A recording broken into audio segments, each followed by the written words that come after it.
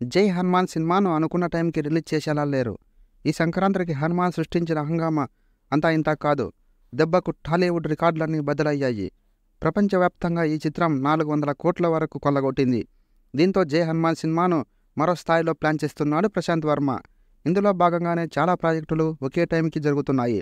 ఇక ప్రశాంత్ వర్మ మెయిన్గా జై హనుమాన్ మీద ఫోకస్ పెట్టాడు. ఈ చిత్రంలో హనుమాన్గా చిరంజీవి లేదా రామ్ చరణ్ని తీసుకోవాలని అనుకుంటున్నారట. ప్రశాంత్ వర్మ తీసిన హనుమాన్ సినిమా విషయం రిలీజ్కు ముందు ఒకలా, రిలీజ్ తర్వాత ఒకలా మారిపోయింది. సంక్రాంతి బరిలో ముందుగా హనుమాన్కు థియేటర్లు కూడా ఇవ్వలేదు.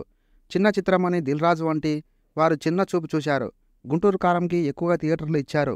హనుమాన్ చిత్రానికి సిటీలో పట్టుమని 10 థియేటర్లు కూడా ఇవ్వలేదు. కానీ సినిమాను ముందు రోజే వందల షోలు ప్రీమియర్లుగా వేశారు. 2 తెలుగు రాష్ట్రాల్లో వందల సంఖ్యలో ముందు రోజే షో పడటం, ఫుల్ పాజిటివ్ టాక్ రావడంతో సంక్రాంతి రేసులో విన్నర్గా మారింది. చిన్న చిత్రం అనుకున్న హనుమాన్ టాలీవుడ్ సంక్రాంతి రికార్డులను బ్రేక్ చేసింది. చిన్న చిత్రంగా విడుదలైన 300-400 కోట్ల కొల్లకొట్టి అందరినీ ఆశ్చర్యపరిచింది. నార్త్, ఓవర్సీస్లోనూ హనుమాన్కు ఆడియన్స్ బ్రహ్మరథం పట్టారు.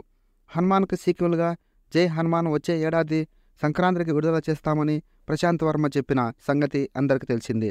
చూస్తుంటే ఈ మూవీ సంక్రాంతికి వచ్చేలా కనిపించడం లేదు. హనుమాన్ సినిమాలో చివర్లో వచ్చిన ఆంజనేయుని చూసి కొంతమంది చిరంజీవి అనుకున్నారు. చాలామంది అయితే రానా అనుకున్నారు. మరి జై హనుమాన్ చిత్రంలో ఆంజనేయుడి పాత్రే ఎక్కువగా ఉంటుంది. ఆంజనేయుడి పాత్రలో ఎవరిని చూపిస్తాడని ఇంతవరకు ప్రకటించడం లేదు.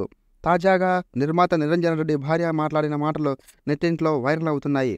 ఆంజనేయుడి పాత్రకి రామ్ చరణ్ లేదా చిరంజీవి అయితే బాగుంటుందని తాను అనుకున్నట్టుగా చెప్పింది. తన వరకు అయితే ఆ ఇద్దరిలో ఎవరో ఒకరు ఆ పాత్రను చేస్తే బాగుంటుందని, మేము సినిమాగా తీయాలనుకోవడం లేదని, దేవుడి కథను చెప్పాలనుకుంటున్నామని, ఆ పాత్రని ఎవరు పోషించాలో ఆ దేవుడే సెలెక్ట్ చేసుకుంటాడని తెలిపింది. తాము అన్ని రకాల ఆప్షన్స్ను ఓపెన్గా పెట్టామని, ఎవరు ఆ పాత్ర పోషిస్తారో చూడాలని ఆమె చెప్పింది. ఆమె చెప్పిన మాటలు ఇప్పుడు వైరల్గా అవుతున్నాయి. ఒకవేళ చిరంజీవి గనక ఆ పాత్ర ఎస్ అంటే జై హనుమాన్ స్థాయి మరింత పెరుగుతుంది. తెలుగు రాష్ట్రాల్లో సరికొత్త రికార్డులను క్రియేట్ చేసేలా ఉంటుంది. మరి ఏం జరుగుతుందో మునుముందు మనం చూడాలి. ఈ వార్త నిజమైతే బాగుంటుందని కోరుకుంటున్నాను. జై హనుమాన్ పాత్ర చిరంజీవి ఆర్ రామ్ చరణ్ వీరిద్దరిలో ఎవరికి సెట్ అవుతుందో కామెంట్ రూపంలో తెలియజేయండి. ఈ వీడియో నచ్చితే ఒక లైక్. ఇలాంటి మరిన్ని వీడియోస్ కోసం మన ఛానల్ని తప్పకుండా సబ్స్క్రైబ్ చేసుకోండి. Thank you very much. జై హింద్.